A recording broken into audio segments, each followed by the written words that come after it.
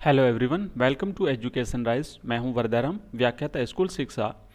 आज के इस वीडियो में हम बात करेंगे कि हिंदी अनिवार्य कक्षा 12 के लिए परीक्षा में एक प्रश्न आता है अपठित बोध का, जो कि 7 नंबर का रहता है।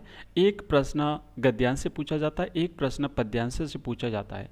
तो उसको कैसे हल करना है उसके लिए हम यहाँ पर अभ्यास करेंगे। तो आज के इस वीडियो में हम लेंगे पद्यांश। ओके, तो यहाँ पर प्रश्न इस प्रकार रहता है, निम्नलिखित पद्यांश को ध्यानपूर्वक पढ़कर नीचे दिए हुए प्रश्नों के उत्तर दीजिए। तो इस प्रकार का पूछा जाएगा प्रश्न। तो आपको यहाँ पर कैसे करना है मैं सब कुछ बता देता हूँ।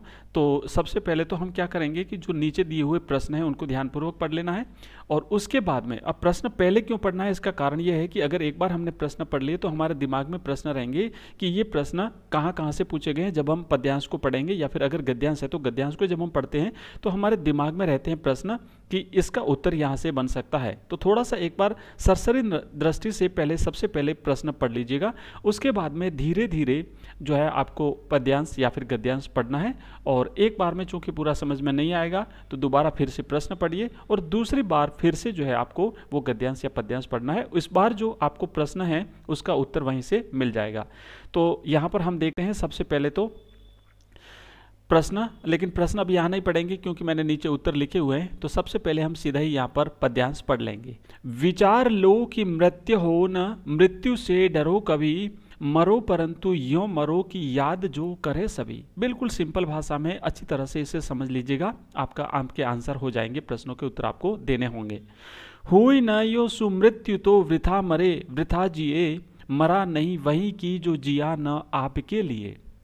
यही पशु प्रवृत्ति है कि आप ही चरे, वही मनुष्य हैं जो मनुष्य के लिए मरे।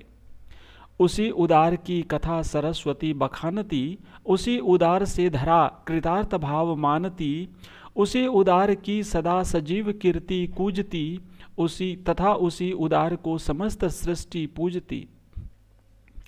अखंड आत्मभाव जो असीम विश्व में भरे, वही मनुष्य हैं जो मनुष्य के लिए मरे।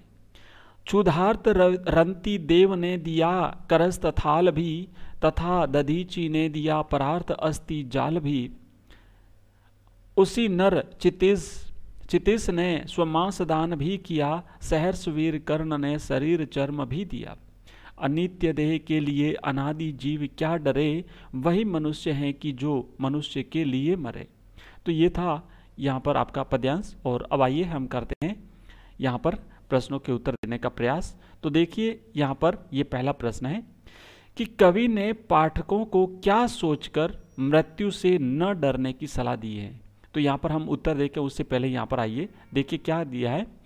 कवि ने यहाँ पर कहा है, प्रश्न को यहाँ से फिर से पढ़ लीजिए कि कवि ने पाठकों को क्या सोचकर मृत्यु से न डरने की सलाह दी है, मतलब मृत्यु से नहीं डरना है, क्या सोच करके। तो देखिए ये पर कहा है कवि ने कि अनित्य देह के लिए अनादि जीव क्या डरे। ये जो नित्य है, ये जो देह है हमारी, ये अनित्य है, नित्य नहीं है, सदा रहने वाली नहीं है।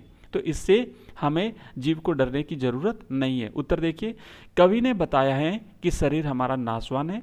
मनुष्य यह विचार कर ले कि वह अमर नहीं है, ये नित्य नहीं है, ये सदा रहने वाली नहीं है हमारी देह, तो मृत्यु तो अवश्य भावी है। ओके, इसीलिए उससे हमें डरने की जरूरत नहीं है। तो इस प्रकार आपको प्रश्नों के उत्तर मिलेंगे। चलिए दूसरा प्रश्न देखते हैं। लिखा है, सुमृत्यु का तात्पर्य क्या है। सुमृत्यु, यहाँ पर देखिए शब्द आया है एक जगह, यहाँ पर ये रहा कि सुमृत्यु है ना।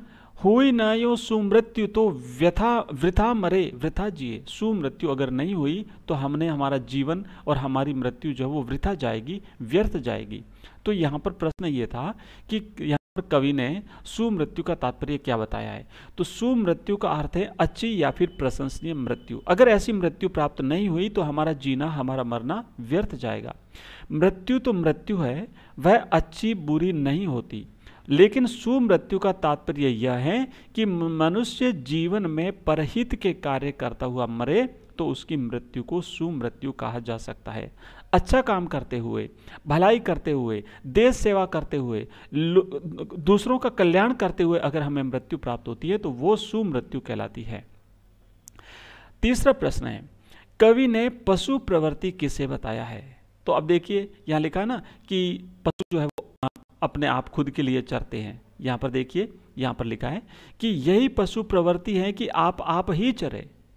ठीक है ना, पशु केवल क्या करता है, अपना पेट भरता है, लेकिन वही मनुष्य है कि जो मनुष्य के लिए मरे।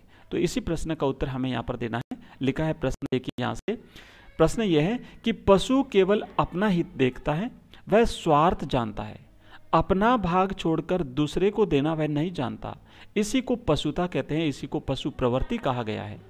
यही पशु प्रवृत्ति है, लेकिन जो मनुष्य स्वार्थी होता है उसमें मानव वृत्ति नहीं बल्कि पशु प्रवृत्ति होती है। इसीलिए मनुष्य को दूसरों की भलाई देखनी है, उसे परमार्थ देखना है, उसे अपना स्वार्थ नहीं देखना है।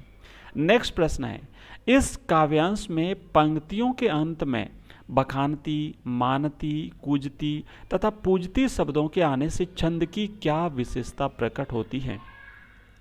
तो यहाँ पर देखिए कि इस काव्यांश में की पंक्तियों के अंत में बखानती, मानती, कुजती तथा पूजती शब्द आए हैं। इनके आने से ये छंद तुकांत हो गया है। और यहाँ पर अंतिम दूसरा प्रश्न हम लेते हैं, मनुष्य है वही कि जो मनुष्य के लिए मरे, पंक्ति में कवि ने क्या प्रेरणा दी है। तो इसका उत्तर लिखना है कि मनुष्य है वही कि जो मनुष्य के लिए मरे, पंक्ति में कवि ने दूसरों की भलाई के लिए अपना स्वार्थ छोड़ने तथा त्याग करने की प्रेरणा दी है। स्वार्थ त्याग कर परहित का ध्यान रखकर कार्य करने वाला ही सच्चा मनुष्य होता है। और अंतिम प्रश्न है, अनित्य देह के लिए अनादि जीव क्या डरे का आशय स्पष्ट कीजिए। इस पंक्ति का आशय यह है कि आत्मा अजर अमर है ना। ये जो जीव है, जीव मतलब आत्मा को जीव कहा गया है, तो ये अनादि है, इसका कभी अंत नहीं होता। ये आत्मा हमारी अजर अमर है और आत्मा कभी मरती नहीं है। मृत्यु तो शरीर की होती है, आत्मा की नहीं होती।